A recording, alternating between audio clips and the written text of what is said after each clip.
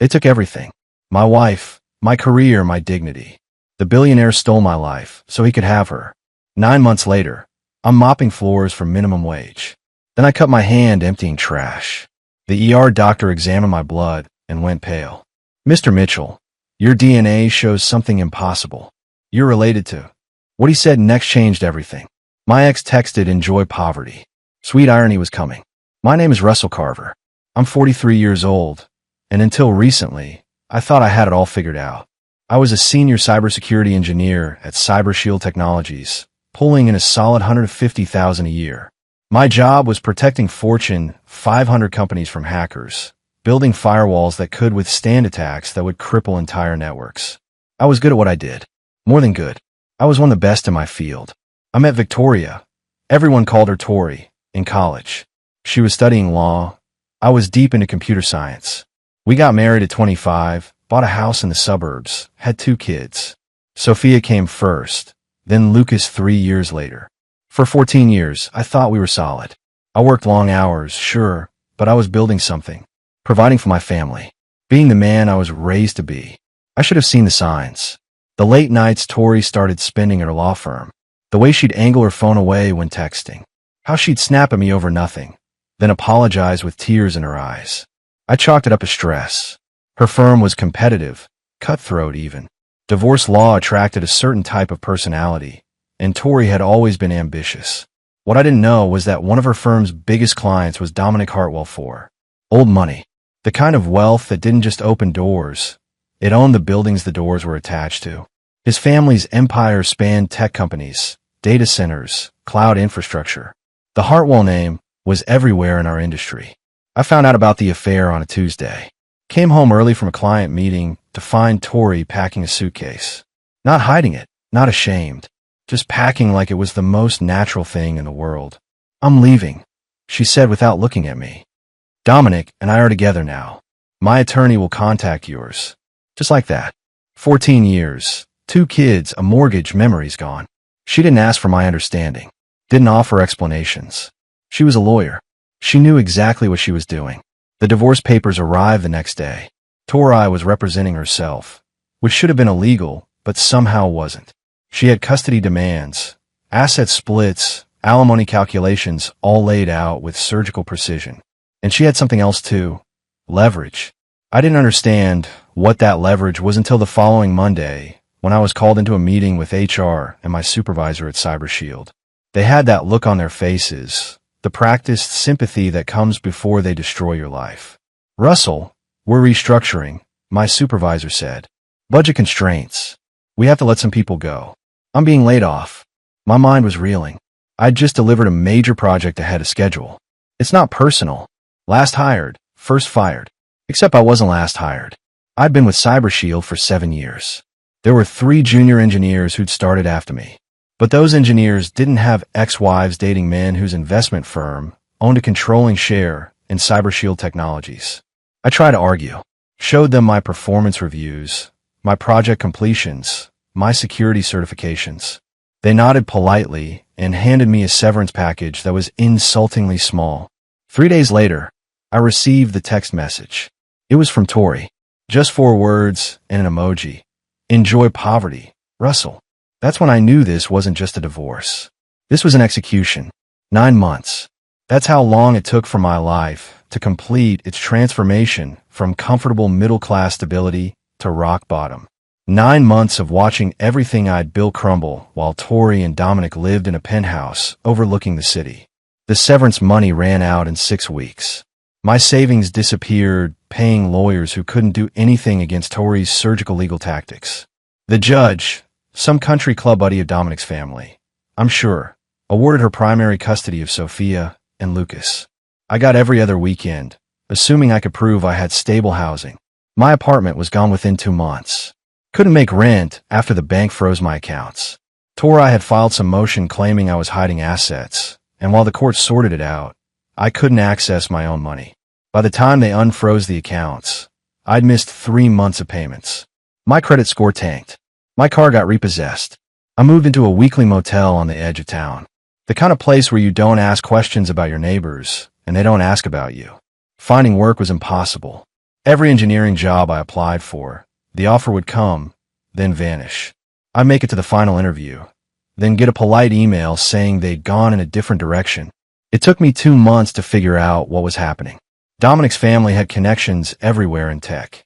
One phone call from Hartwell Capital, and suddenly nobody wanted to hire the guy who couldn't keep his marriage together. I took what I could get. A janitorial position at Tech Hub Innovation Center, one of those co-working spaces for startups. $13 an hour, night shift. I'd gone from writing code that protected billion-dollar companies to mopping floors in buildings where kids fresh out of college pitched app ideas. The humiliation was suffocating, but I needed the money.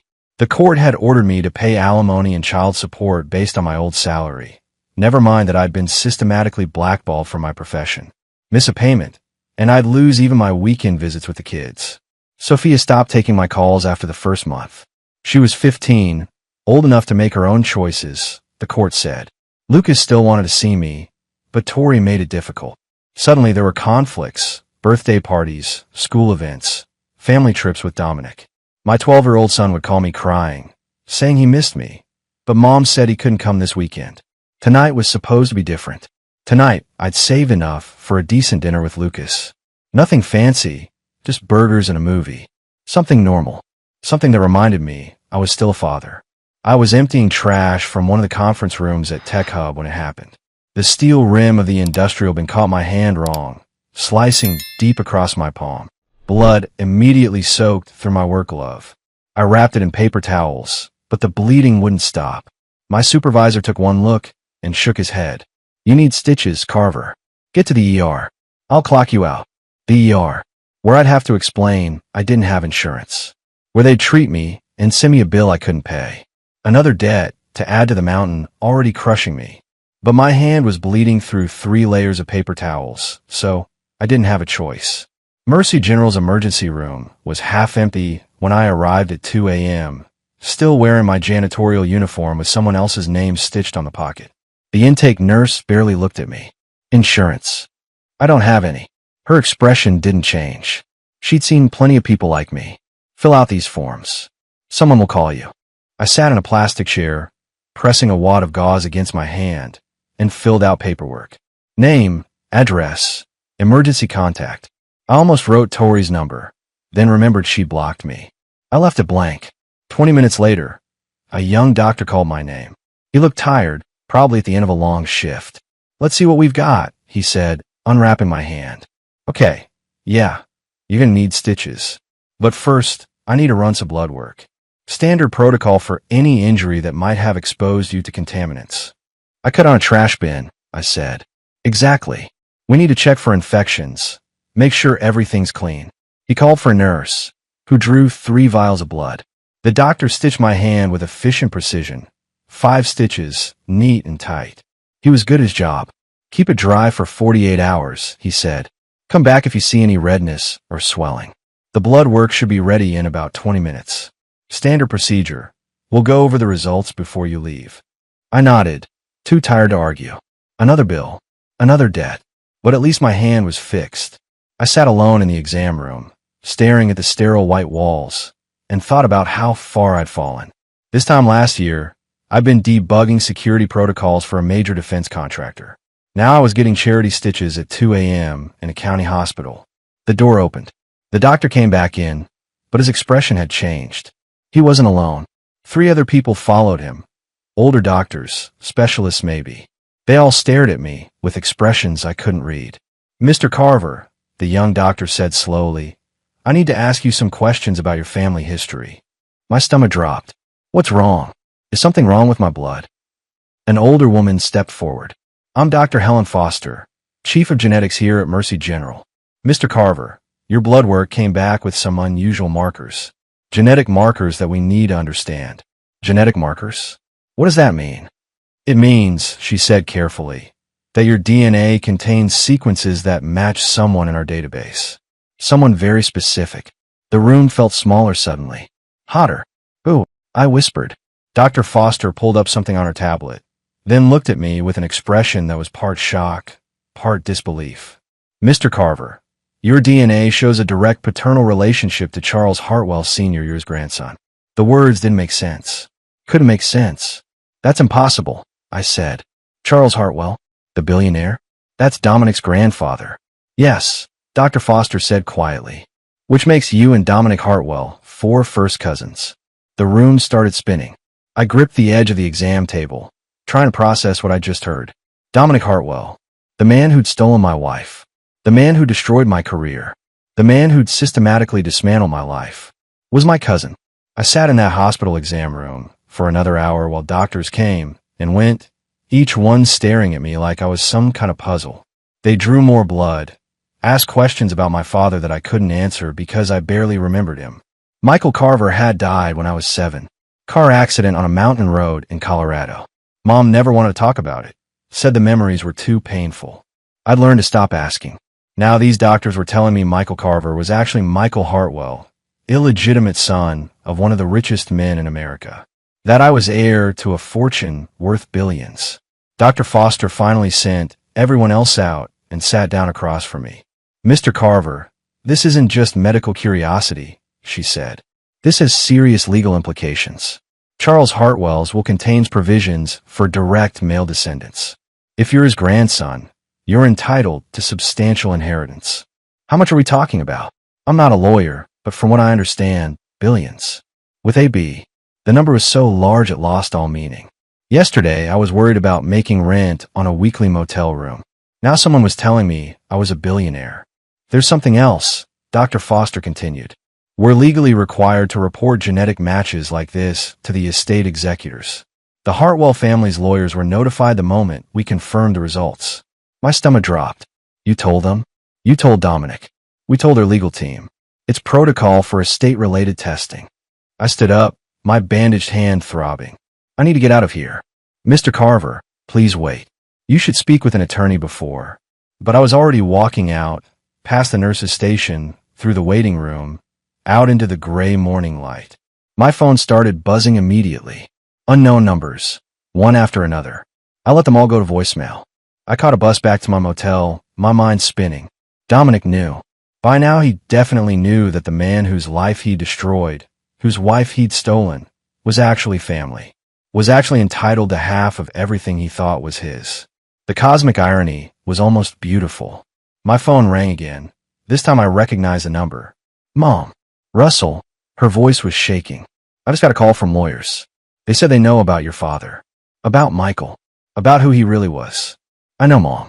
I just found out myself. The hospital did blood work, and... You need to listen to me, she interrupted. This is dangerous. When Michael tried to contact his father, when he tried to claim his birthright, he died 2 months later. The police said it was brake failure, but your father was meticulous about his car. Someone cut those brake lines. I've always known it, but I could never prove it. The words hit me like ice water. You're saying they killed him? I'm saying the Hartwell family protects what's theirs. And if they think you're a threat. A knock on my motel room door made me jump. 3 sharp raps. Mom, someone's here. I'll call you back. I moved to the window and peered through the stained curtain. A woman stood outside, mid-50s, wearing an expensive suit and carrying a briefcase. Mr. Carver, she called. My name is Diana Chambers. I'm an attorney. I represent the Hartwell estate, and I need to speak with you urgently. I opened the door a few inches, keeping the chain latched. I don't have anything to say to Dominic's lawyers. I don't represent Dominic, she said calmly. I represent the estate itself, the trust established by Charles Hartwell. And right now, Mr. Carver, you need legal representation more than you've ever needed anything in your life. May I come in? I looked at this woman, at her steady gaze and professional demeanor, and made a decision. Maybe it was stupid. Maybe it was exactly what my mom had warned me against. But I was done being the guy things happened to. I unlatched the chain and opened the door. Diana worked fast.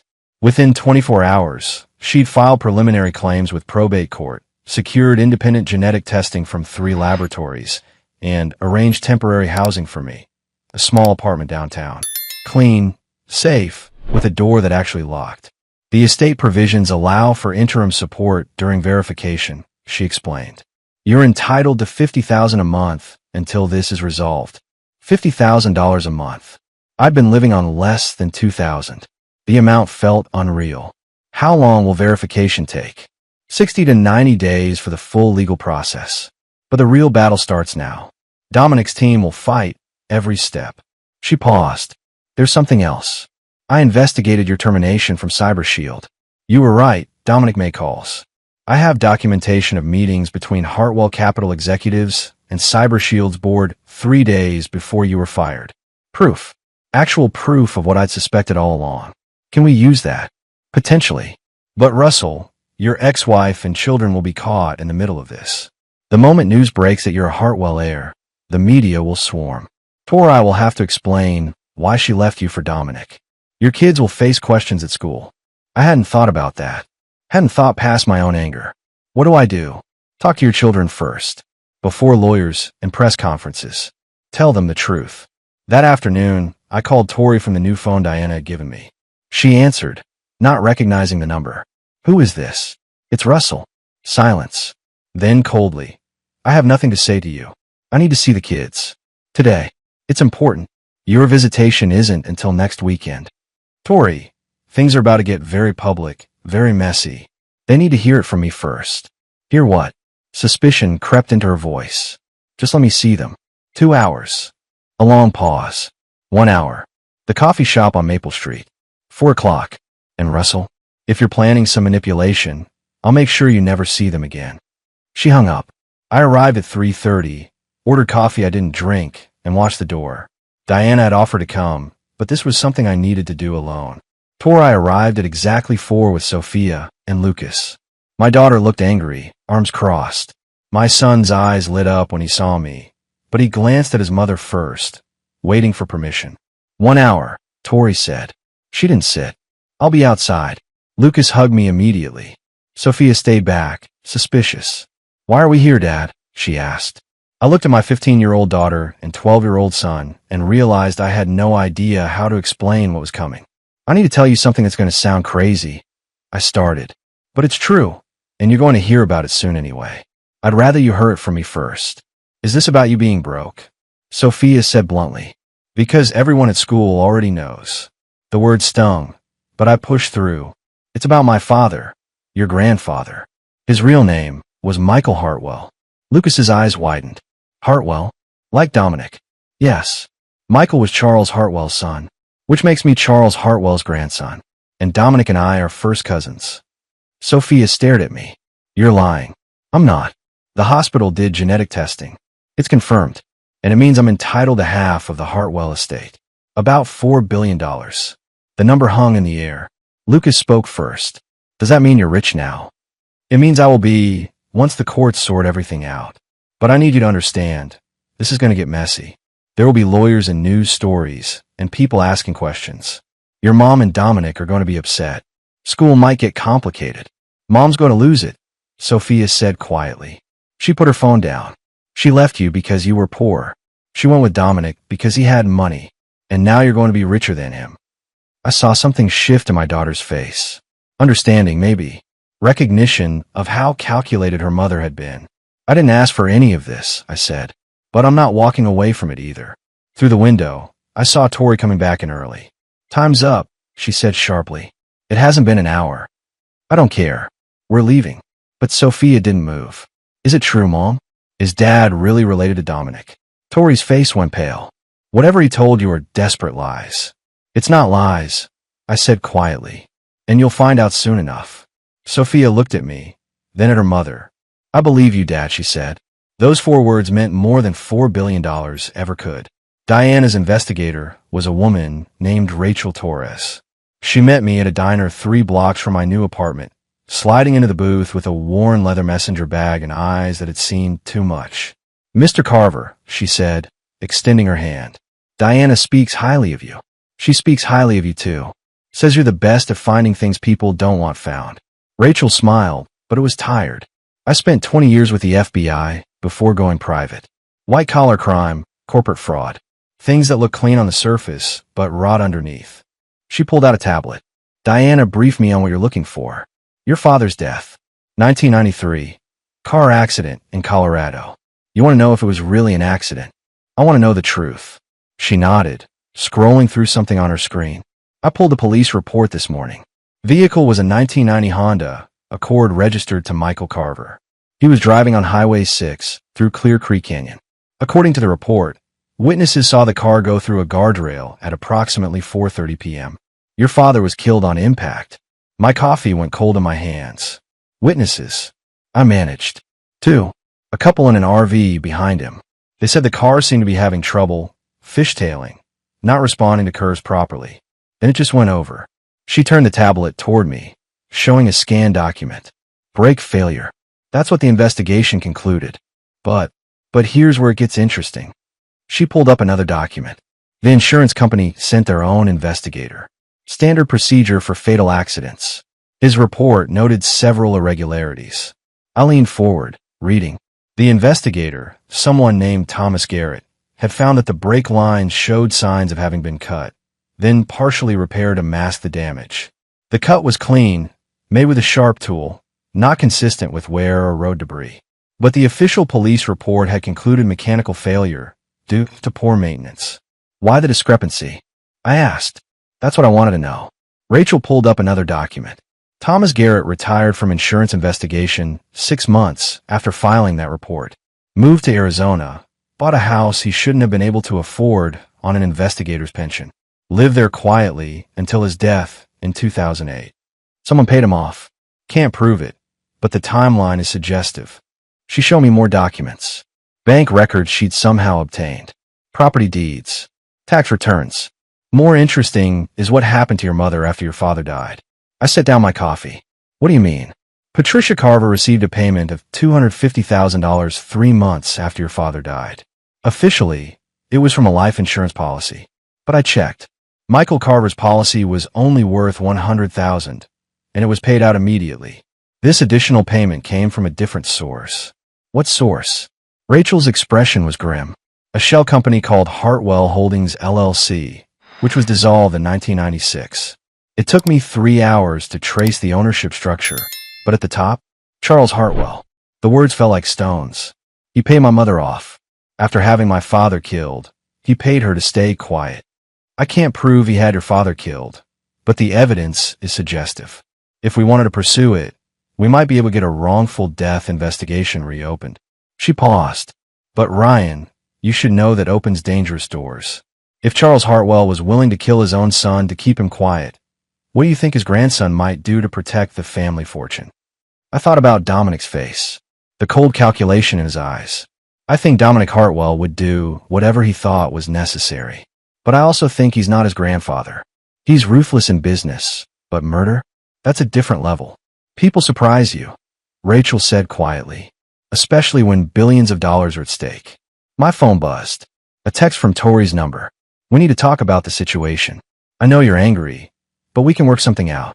I showed Rachel the message. She wants to negotiate, Rachel said. Wants to smooth things over. Find a compromise. What should I do? Don't. The moment you engage with her, you're giving them ammunition. Everything you say can be used against you. Let Diana handle all communication with the Hartwell family and anyone connected to them. What about my mother? I need to talk to her about this payment. That's different. She's your family. But be prepared. She may not want to discuss it. $250,000 in 1993 was serious money, especially for a young widow with a 7-year-old son. Whatever happened, she had her reasons for taking it and staying quiet. Diana worked through the weekend preparing for what she called going public. By Monday morning, she'd arranged a press conference at a downtown hotel, contacted major media outlets, and prepared a statement that walked the line between truth and legal liability. We're getting ahead of the narrative, she explained Sunday night. Right now, Dominic's team is working to control the story. They'll paint you as a con artist, a desperate man making false claims. We need to establish your credibility first. What do I need to say? The truth. That you're Charles Hartwell's grandson. That you're claiming your legal inheritance. That you bear no ill will toward your cousin, but won't be intimidated. What about Tori? The reporters will ask about her. No comment on personal matters. This is about inheritance law and genetic truth, not relationship drama. Don't give them ammunition. Monday afternoon, I stood backstage at the hotel conference room, wearing a suit Diana had helped me pick out. Nothing too expensive. We didn't want to look like I was already spending money I hadn't received, but professional, respectable. like someone who belonged in rooms with lawyers and reporters. Remember, Diana said quietly, keep it dignified, professional, and brief. They'll try to provoke you. Don't let them. The conference room was packed. Cameras, microphones, reporters from every major outlet. The moment I walked out, flashes started popping. Diana stepped to the podium first. Thank you all for coming. I'm Diana Chambers, legal counsel for Russell Carver. We've called this conference to address the inheritance claim filed last week regarding the estate of Charles Hartwell. She stepped aside, and suddenly I was alone at the podium, facing dozens of cameras and hundreds of eyes. My name is Russell Carver. I started, voice steadier than I felt. Until recently, I was a cybersecurity engineer. Before that, I was a janitor earning $13.50 an hour. And before that, I was a kid growing up in Ohio who didn't know his father died, trying to claim a name that should have been his. I could see Diana tense slightly. This wasn't the script we discussed. Last week, I went to the emergency room for stitches. The doctors did routine blood work and found something unexpected. My DNA matched Charles Hartwell's. Not as a distant relative, as a direct male line descendant. As his grandson. The room was absolutely silent now. My father was Michael Hartwell, born to Charles and a woman named Margaret Carver in 1961. Charles paid Margaret to disappear, to raise her son in anonymity, to never speak the Hartwell name. My father grew up knowing who his grandfather was, but never being allowed to claim that connection. And when he tried, when he went to Charles in 1993 and asked to be acknowledged, he died 3 months later in a car accident that may not have been an accident at all. A reporter shouted a question, but Diana stepped forward. Please hold questions until the statement is complete. I took a breath. I'm not here to make accusations I can't prove. I'm not here to relitigate the past. But I am here to claim what my father couldn't. Charles Hartwell's will include a provision for exactly this situation. A bloodline clause that gives equal inheritance rights to any proven male line descendant. The genetic testing is conclusive. 3 independent laboratories have confirmed it. I am Charles Hartwell's grandson, and I'm entitled to half of the primary trust valued at approximately $8.3 billion. The room erupted with questions. Diana pointed to a reporter from the New York Times. Mr. Carver, you mentioned you were working as a janitor. Can you explain how you went from a high-paying engineering job to minimum wage in less than a year? I was fired from CyberShield Technologies 9 months ago, shortly after my wife filed for divorce. The stated reason was restructuring, but I was the only senior engineer let go. My bank accounts were subsequently frozen due to what was later determined to be false claims. I lost my apartment, my car, my savings. I took the only job I could get. I paused. What I didn't know at the time was that CyberShield is majority owned by Hartwell Capital, which is controlled by Dominic Hartwell. I also didn't know that Dominic was pursuing a relationship with my ex-wife.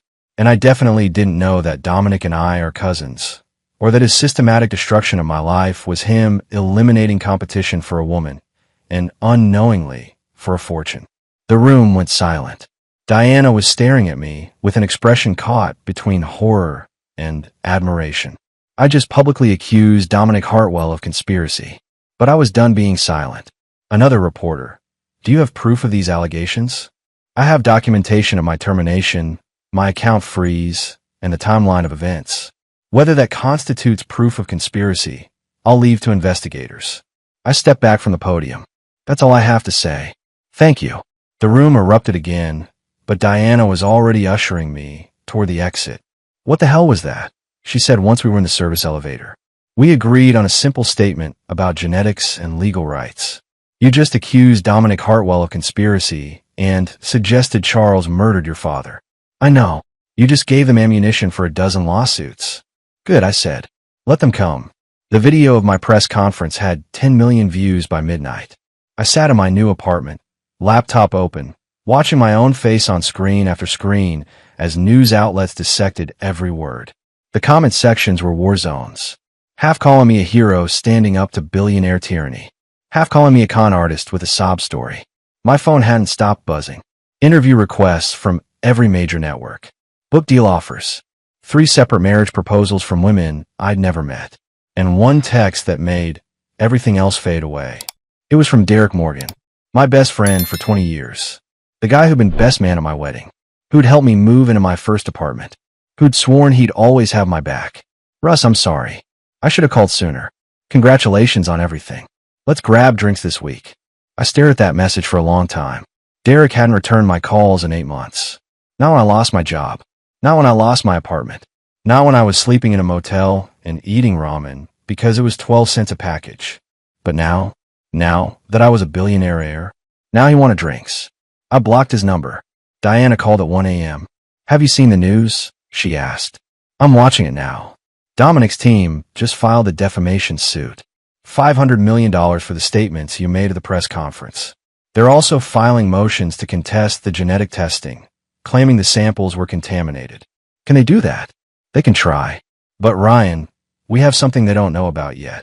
Her voice carried an edge of satisfaction. Rachel found more evidence. Not just about your father's death. About Dominic's involvement in your termination. What kind of evidence? Emails, text messages, meeting notes. Rachel got access to CyberShield's internal servers. Turns out their cybersecurity wasn't as good as they thought. She paused. Dominic personally called the CEO 3 days before you were fired. The notes from that call specifically mention your marriage situation and Tori's relationship with Dominic. That's conspiracy. That's leverage. Tomorrow morning, we're filing a countersuit. Wrongful termination, intentional interference with employment, conspiracy to commit fraud. We're going after Dominic personally, not just the company. I felt something shift in my chest. Not quite hope. Something harder. Something that tasted like justice. What happens next? Next, we make Dominic understand that you're not going away. That every dollar he spends fighting you, you'll spend 2 fighting back. That this can end one of 2 ways. He accepts you as family and shares the inheritance, or we burn everything down together. After we hung up, I stood at my apartment window, looking out at the city lights. Somewhere out there, Dominic was probably in his penthouse with Tori, planning his next move. Let him plan. I had plans of my own. My phone buzzed. A text from Sophia. Dad, I saw the press conference. Everyone at school is talking about it. Mom is freaking out. She keeps calling you a liar, but I know you're not. I'm proud of you. I saved that message. Printed it out. Put it on my refrigerator where I could see it every morning. My 15-year-old daughter was proud of me.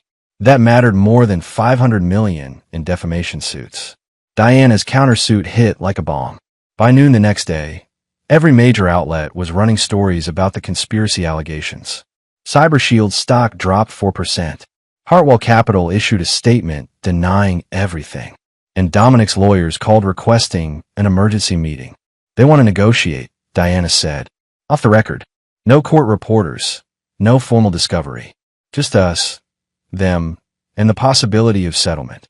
I'm not settling. I know. But let's hear what they have to say.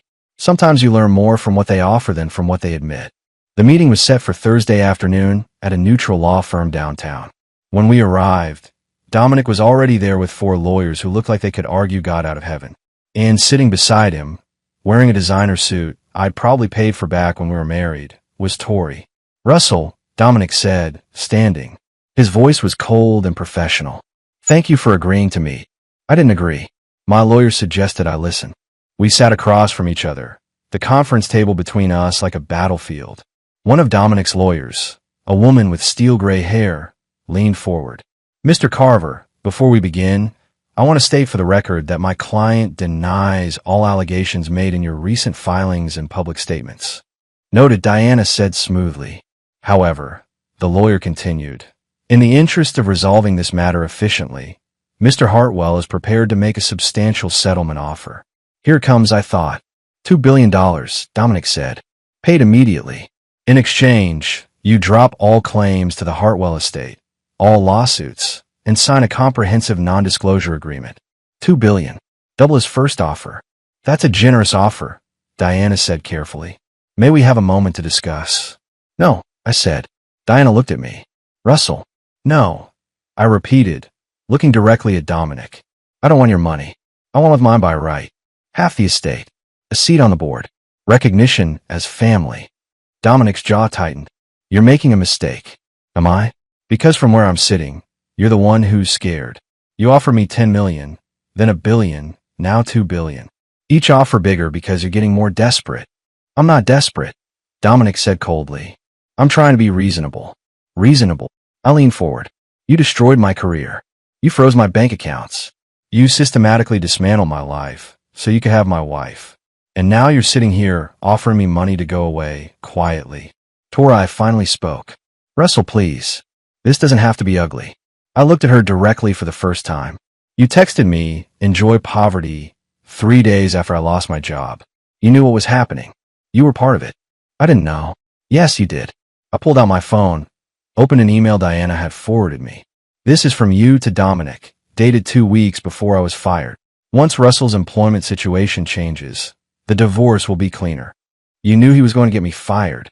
The room went silent. Where did you get that? Tori whispered. Your law firm email.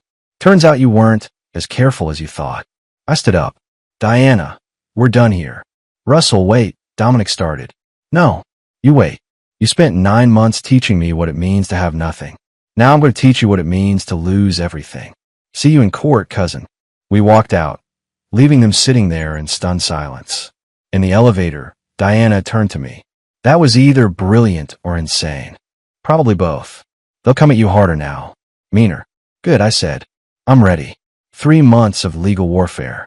That's how long it took for Dominic Hartwell to realize he couldn't win. Diana's countersuit had real teeth. The emails between Dominic and CyberShield CEO were damning. Time-stamped, documented, impossible to deny. The timeline was devastating. My termination 2 days after Dominic's call to the board. Tori's divorce filing the same week. My bank accounts frozen within days. All provable, all pointing to conspiracy. Rachel's investigation into my father's death added another layer. The insurance investigators' suppressed report, the suspicious payments, the pattern of Charles Hartwell eliminating problems. It painted a family built on ruthlessness and murder. The media narrative shifted completely. Headlines screamed about billionaire corruption. Dominic wasn't the wronged heir anymore. He was the villain in a story about conspiracy and destruction. CyberShield's board panicked and settled for $12 million. Hartwell Capital's investors started asking uncomfortable questions. And the genetic testing came back unanimous. I was Charles Hartwell's grandson. Dominic's lawyers called requesting a private meeting in late October. They're ready to deal, Diana told me. Really deal this time. We met in the same conference room where I'd walked out months earlier. But this time, Dominic looked defeated, exhausted, 10 years older. Tori wasn't with him. I'd heard they were fighting. Russell, Dominic said quietly, this has gone far enough. It's destroying both of us. You started it. I'm finishing it. His lead attorney slid documents across the table. We're prepared to acknowledge your claim in full. Half the primary trust, $4.1 billion. A seat on the Hartwell Holdings board with full voting rights. And a public statement acknowledging you as Charles Hartwell's legitimate heir. Diana read through quickly and nodded slightly. What does Dominic get? I asked. Operational control. He maintains CEO position and day-to-day management. You have consultation rights and board authority, but he runs the business. Both parties agree to non-disparagement. No more press conferences about unproven crimes. What about my father's death? Dominic met my eyes. The investigation stays open. We won't interfere, but we don't make public accusations without proof. Russell, I'm not my grandfather. What happened to your father was wrong, but I didn't order it. No, but you did destroy my career. You did freeze my accounts. You systematically dismantled my life. I did, Dominic admitted, and I'm prepared to make amends. An additional $50 million for damages, plus full restoration of your professional reputation. Public statements from CyberShield that your termination was unjustified. Diana leaned close. This is excellent, Russell. Better than years of trial. I thought about my father. About 9 months of poverty. About my kids being turned against me. One more thing, I said. I want my children back. Full joint custody. 50-50 time.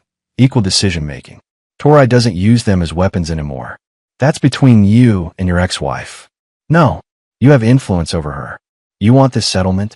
You convince Tori to agree to revise custody. Otherwise, we go to trial, and I tell every jury how you conspired to destroy my life. Dominic pulled out his phone and walked to the corner. I watched him make the call, watched his body language shift from tense to resigned. After 10 minutes, he returned. Tori has agreed to mediation on custody terms. She's willing to discuss equal time sharing. We formalize it in writing, with penalties if she violates it.